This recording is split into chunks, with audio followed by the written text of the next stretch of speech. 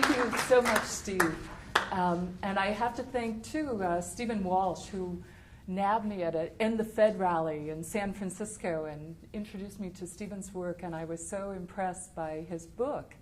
And I must admit, I've been spearheading the truth movement for quite some time, and this is a revamped presentation from looking at the strategy for the truth movement that I gave a couple years ago in Chicago, when the truth movement sort of broke through the trigger stage and got the spotlight on it.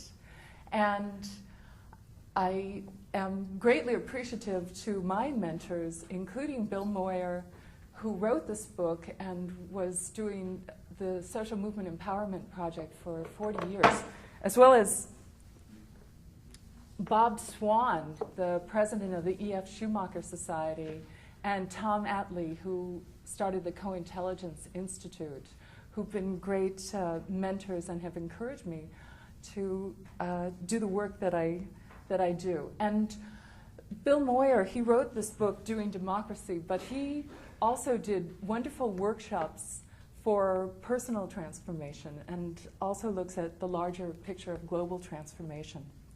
And he was a strategist for Martin Luther King. And let me,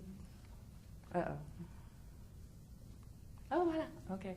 So I passed out, everyone should have handouts that actually show the map of social movements and also the ineffective and effective roles of activism. And I want to go over those in some detail, but a lot of it you can find out for yourself, and I don't want to bore people who know this material. The debt-based monetary system plus military force have been the building blocks of empires. And when empires concentrate wealth and power in the hands of a tiny percentage of the population, they destroy their ecological base and collapse. Today, the empire is global and the entire planet is threatened. The last century saw the rise of successful organized social movements, the rise of unprecedented corporate and military power, and the rise of media monopolies to hobble social movements' threat to corporate power. Social movements sometimes take decades to succeed. The abolitionist movement in Britain took 50 years to stop the slave trade and then prohibit the institution of slavery. Our country was born in part over the question of who would issue and control the currency. There's been a struggle over the monetary power since day one. Even the Constitution isn't completely specific on banking. And the idea of a central or national bank and a national debt has been fought by many presidents. What is the social movement? The monetary question, I think, was raised most visibly when the populists rose up. And I think they demonstrate what a social movement is.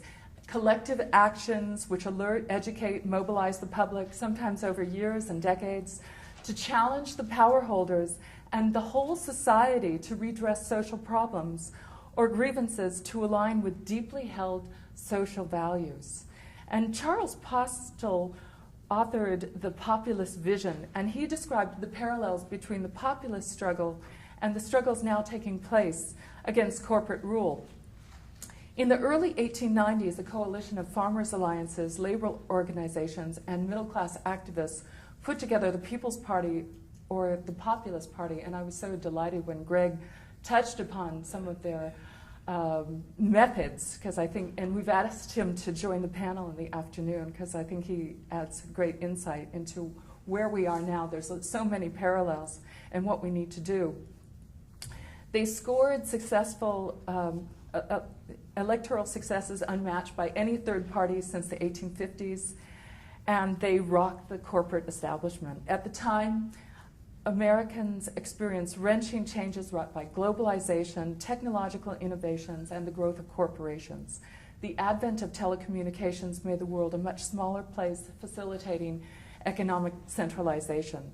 And the rich amassed enormous fortunes, while most everyone else had a really hard time making ends meet. The economy lurched from speculative boom to spectacular bust, including a terrible depression of the 1890s. So you could see those parallels so dramatically today. And the populists tried to make sense of their world. They believed that if citizens understood the mechanisms of modern government, finance, and economics, that they could retool those mechanisms to create a more just and prosperous society. At its root, populism was a movement of rural education. From Texas to the Dakotas, from North Carolina to California, men and women went to meetings and lectures to learn about politics, history, and science. The populists were known as the reading party and a talking party. More than anything else, they read and they talked about ways to lift themselves and the country out of financial straits. At the time, the railroads dominated the country, aided by the federal and state governments, which provided them with millions of acres of land grants and other subsidies to build rail systems. Financial wizards conjured up vast wealth speculating on those systems. They cooked up toxic financial instruments known as watered stock, the direct ancestors of today's mortgage derivatives. And when overextended railroads went belly up, the financiers sought shelter in federal receivership. Like today's corporate bailouts, laissez-faire, it wasn't. So the populists believed that the corporate plunder of the public could only be broken with government ownership of the railroads. They studied the state-owned system in Europe, and they liked what they saw in terms of the low cost and improved transportation. For the populists, the U.S. mail served as a model of inexpensive and equitable service. If the business of government was the people's business, why shouldn't the government run the railroads, the telegraph, and other essential services on the same model? So the Populist Party platform that was adopted in July 4th, 1892, mentioned, and I don't have all of it, but the national power to create money is appropriated to enrich bondholders. A vast public debt payable in legal tender currency has been funded into gold-bearing bonds, thereby adding millions to the burdens of the people. Under finance, they say, we demand a national currency, safe, sound, and flexible, issued by the general government only, a full legal tender for all debts, public and private, and that without the use of banking corporations, a just, equitable, and efficient means of distribution direct to the people. We demand free and unlimited coinage of silver and gold at the present legal ratio of 16:1. We demand that the amount of circulating medium be speedily increased to not less than $50 per capita. We demand a graduated income tax. We believe that the money of the country should be kept as much as possible in the hands of the people, and hence we demand that all state and national revenues shall be limited to the necessary expenses of government, economically and honestly administered.